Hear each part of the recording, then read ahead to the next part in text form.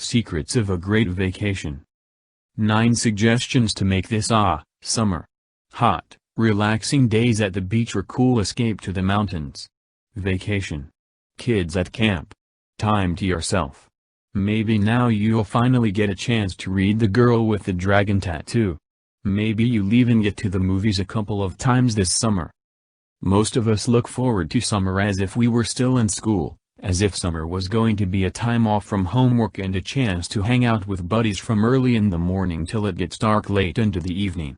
As we get older, we fantasize about languid days and long, slow dinners that start with cocktails sipped on the back porch. Who cares if we live in a tiny apartment in the middle of New York City? It's a daydream, after all.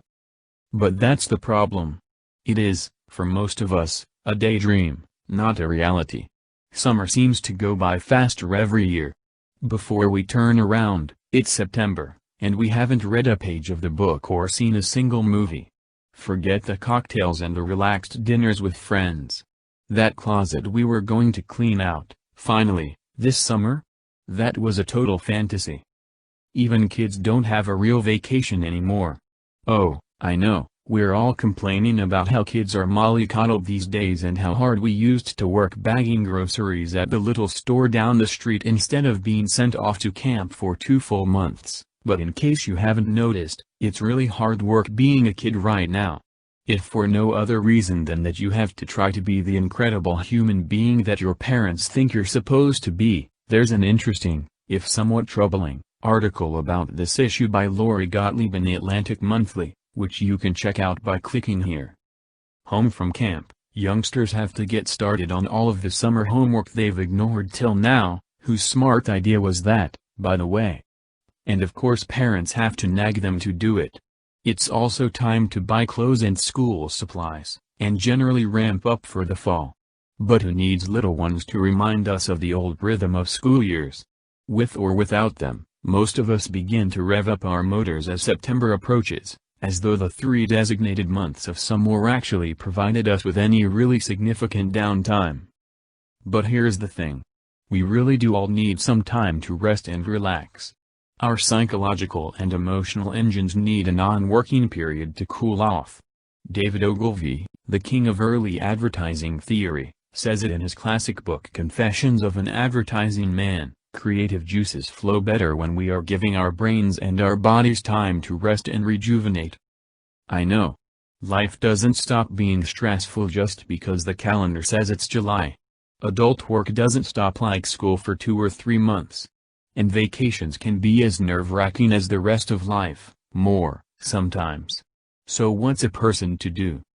Here are some simple suggestions to make the summer, and maybe the rest of the year, too, a little more relaxing. 1. Daydream about your vacation all you want, but then get real. The more planning and organizing you do ahead of time, the more you can relax when the time comes, whether you are at the beach or sitting in your own backyard, or in the living room of your small apartment. 2. Having organized and planned as much as you can, now you have to remember that these plans are not written on the tablets that Moses got on the mountain. They can and should be changed, altered, even ignored. If you planned to go hiking through the woods, but the day is so hot that you can't stand to be out in it, don't go. The point of a vacation is to let go of all of the rules and stressors of the rest of your life. Go to the movies instead. Sleep late. Get your nails done. 3. Don't beat up on yourself or your travel partners when, notice, I say when, not if, things don't go exactly as you imagined. I did say to plan and organize, but once everything is set out, try to think of it as an outline, not a requirement, see number 2 above. And remember that it doesn't make you a bad person if you aren't doing what you thought you were going to do, and it doesn't make your partner, child, husband, or friend bad if they aren't doing what you thought they were going to do. 4. Remember that travel can be stressful in and of itself. If you are traveling, make time to just distress. Because I live in an apartment in New York City that is extremely well situated for visiting the city, I frequently have friends and family staying with me. I don't flatter myself that it is me they've come to see. My husband has a mantra that he repeats daily to any and all visitors. You can't see everything there is to see in a single trip. You will have a much better time if you select a few things to do and plan to come back again. You will also have a better time if you come back to the apartment to rest sometime during every day. Nobody can go every minute without wearing themselves out. It's better to take it a little easy, just sit in our living room, have a cup of tea, and listen to the sounds of the city. And then when you go home, you won't need time to recover from your vacation. 5. If you are traveling with another person or a group, whether they are friends, family or strangers, make some time to be by yourself. Travel can be stressful, am I repeating myself? Of course, but for a good reason. We all too often imagine trips without taking this into account, which leads to disappointment, frustration and, of course, a failure to relax.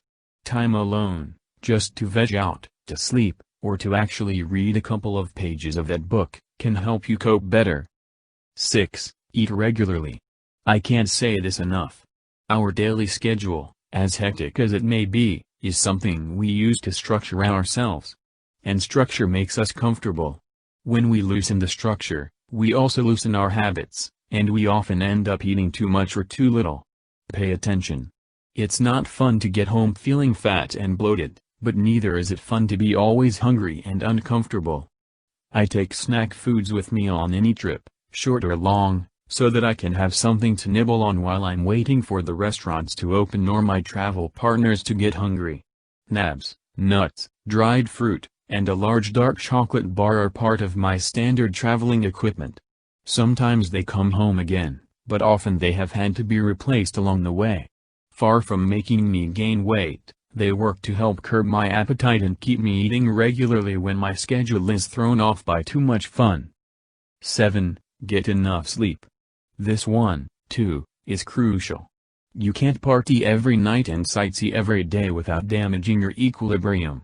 And the point of a vacation is to do the exact opposite, to restore your sanity, right?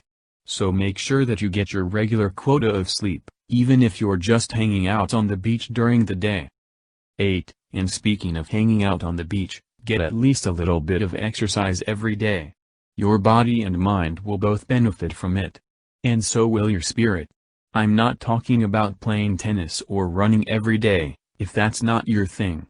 Walking through a new city is a great workout. But suntanning isn't. Neither is sitting in a sightseeing bus or spending hours in a car. If that's what you're doing on this vacation, make sure that you get out and stretch a little and walk a little.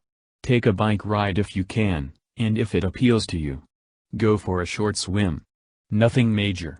Just get the blood flowing through your muscles and brain, and you'll feel more rested when you get home. 9. And finally, remember that vacations are just short blips on the screen of our lives. We daydream about them for a lot longer than we actually live them. My mother used to say that she got a lot more pleasure planning any trip than she did actually being on it, and although my brothers and I took it personally when we were young, I understand very well what she meant now that I am an adult. A huge part of the function of vacations is to provide us with daydreams about being out of the stress of our daily lives. But the reality of vacations is seldom exactly what we imagined. Try to remember that that's how it's supposed to be. Enjoy the time as much as you can, but don't expect perfection.